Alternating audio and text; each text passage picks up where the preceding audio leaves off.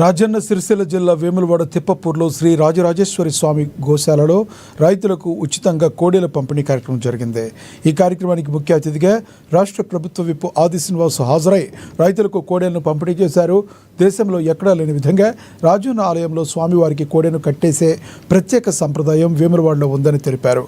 భక్తుల విశ్వాసానికి ప్రతీకగా మొక్కు చెల్లింపు కొనసాగుతుందని తెలిపారు.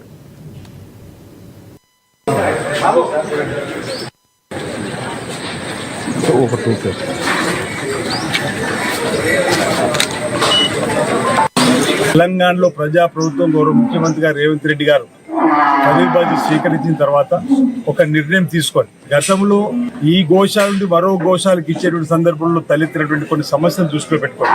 నేరుగా రైతులకే ఇచ్చినట్టయితే రైతులు వీటి ద్వారా వ్యవసాయం చేసుకుంటూ వారు వీటిని ఉపయోగించుకునే విధంగా వీటి సేవలు తీసుకునే విధంగా ఉండే విధంగా ఉండడంతో పాటు పేద రైతులు కూడా రాజన్న ప్రసాదంగా ఇవ్వడానికి ఒక చక్కటి అవకాశం చెప్పి భావించి కోడెలను రైతులకు పంపిణీ చేసే ప్రక్రియ ప్రారంభం చేయడం జరిగింది. అందులో భాగంగా ఈరోజు తిప్పాపూర్లో జిల్లా అధికార యంత్రాంగంతో పాటు ఈరోజు వ్యవసాయ శాఖకు సంబంధించినటువంటి పశు సంవర్ధకు సంబంధించినటువంటి అధికార యంత్రాంగంతో పాటు వేలాడ దేవస్థానం సంబంధించినటువంటి యంత్రాంగం, విశ్వ హిందూ పరిషత్ సంబంధించినటువంటి పెద్దలు సహకారం అందరి ఆలోచనతో వేలాడ పట్టణంలో ప్రముఖులు ఇతర ప్రజా నాయకులందరూ కూడా ఈ కార్యక్రమంలో పాల్గొని ఈ కోడెల పంపిణీ కార్యక్రమం చేయడం జరుగుతుంది. ఈ సందర్భంగా దీన్ని ఏదైతే రైతు సోదరులు వీటిని తీసుకొని పోతారు, ఇప్పటికే మేము పలు సందర్భంలో కూడా చెప్పడం జరిగింది.